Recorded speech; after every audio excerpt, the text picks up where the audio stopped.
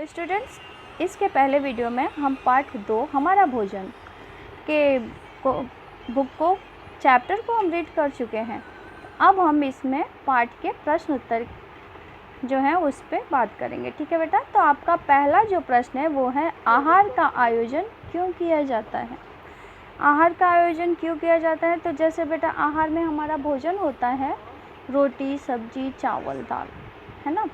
तो आहार आयोजन इसलिए किया जाता है कि गृहिणी घर के सब सदस्यों को संतुष्ट कर सके और उसकी आवश्यकता अनुसार उन्हें उपयुक्त भोजन जो है ये प्रदान कर सके। तो ये जैसे आपकी स्क्रीन पे दिख रहा है, ये आप लोग नोट कर सकते हो।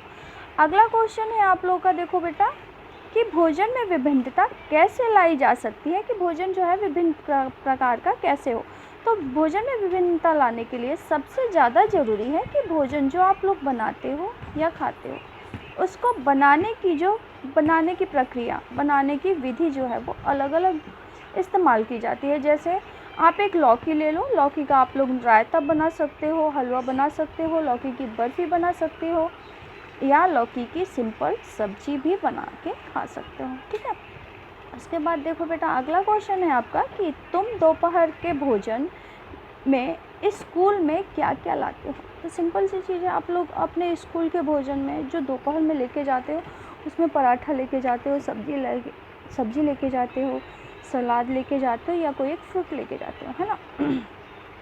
अगर आप लोग भोजन नहीं लेके जाएं तो क्या होगा, आप लोग जो है बाहर की गंदगी वाली चीज़ें खाना पसंद करोगे, भूख लगेगी, आप लोग का पढ़ाई में मन बिल्कुल नहीं लगेगा।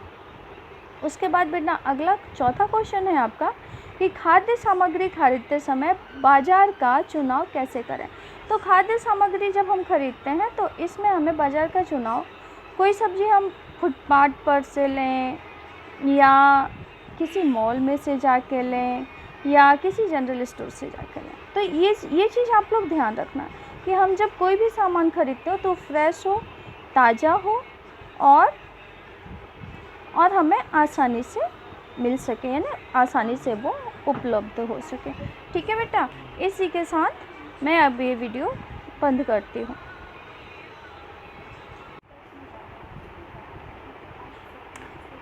प्यारे बच्चों, अब हमारा अगला क्वेश्चन शुरू हो गया।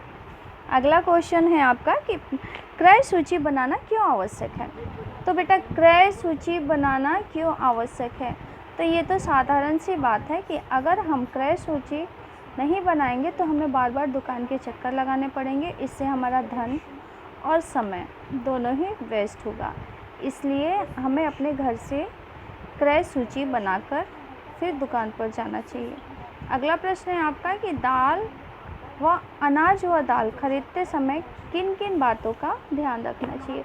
तो बेटा अनाज और दाल खरीदते समय पहली बात तो ये ध्यान रखो कि वो चमकदार होना चाहिए, धब्बे और कीड़ा रहित होना चाहिए, इसमें रेत और मिट्टी नहीं होनी चाहिए। प्रश्न नंबर 7 देखो आप है, अगला प्रश्न है आपका कि जड़ वाली तथा हरे पत्तेदार सब्जियां खरीदते समय किन बातों का ध्यान रखना चाहिए। तो बेटा जड़ वाली सब्जी जैसे आपकी हो गई आलू, प्याज, गाजर, मूली, ककड़ी, ये सारी चीज़ें ठोस होनी चाहिए। उसके बाद जब आप हरी पत्तेदार सब्जी खरीदने जाते हो जैसे मेथी है, पालक है, तो ये इनके पत्ते जो है वो हरे होने चाहिए और ताज़े होने चाहिए। अगला प्रश्न है आपका कि रसोई घर में सुरक्षा के नियम का पालन क्यों आवश्यक है। तो रसोई घर में सुरक्षा के नियम का पालन तो बहुत ज़्यादा आवश्यक है, क्योंकि 90% टाइम जो है आपकी माता या गृहिणी ये रसोई में ही अपना व्यतीत करती हैं। तो रसोई घर में क्या किया जाए, रसोई घर में जाते समय अपने बालों को कसकर बांध लेना चाहिए और गैस के पास कोई भी ज्वलनशील पदार्थ का इस्तेमाल नहीं करना चाहिए। जहाँ तक हो सके वहाँ तक चूल्हे से दूर रहो और रेशमी वस्त्र पहनकर नहीं जाना चाहिए रसोई घर में।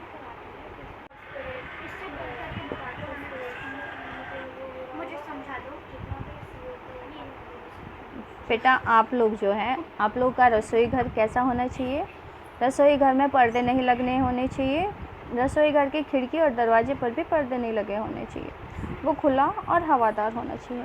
अगला प्रश्न है आपका प्रश्न नंबर 9 कि गैस ईंधन का प्रयोग करते समय क्या क्या सावधानियां रखना आवश्यक है। जैसा आप लोग बहुत अच्छे से जानते हो, गैस ईंधन का प्रयोग जो है बेटा सबके घरों में किया जाता है। तो ये ध्यान रखो कि गैस ईंधन जो है वो, गैस चूल्हा हमेशा सिलेंडर से ऊंचाई पर रखा हो, सिलेंडर सीधा खड़ा हो, चूल्हे के नियंत्रण को माचिस से जलाने के बाद ही खोलना चाहिए।